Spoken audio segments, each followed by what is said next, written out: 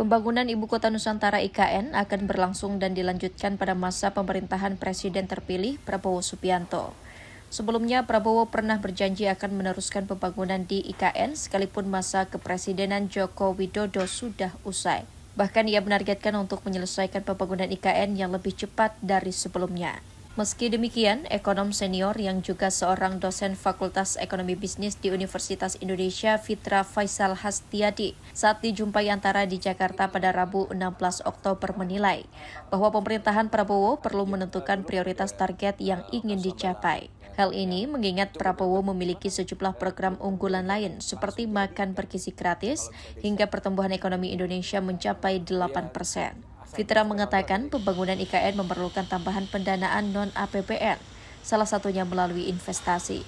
Ia menilai ada sejumlah pilar yang perlu diperbaiki dalam era pemerintahan mendatang yang dapat menjadi daya tarik bagi investasi.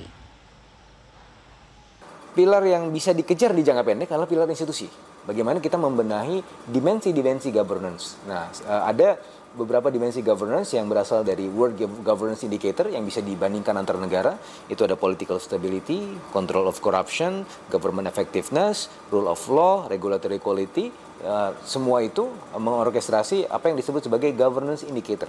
Nah, ketika itu baik gitu kan, dari sisi efektivitas pemerintahan, dari sisi kontrol korupsi gitu kan, dari sisi stabilitas politik, itu saya rasa bisa mempercepat proses signaling terhadap investor-investor lain yang mau masuk sini kan. Kita harus memberikan citra yang positif kan. Selain perbaikan institusi, peningkatan kualitas sumber daya manusia juga dinilai Fitra menjadi salah satu faktor penting agar pemanfaatan investasi dipastikan dapat mengalir bagi masyarakat tanah air. Dari Jakarta, Arya Sindiara, Yogi Rahman, Kantor Berita Antara mewartakan.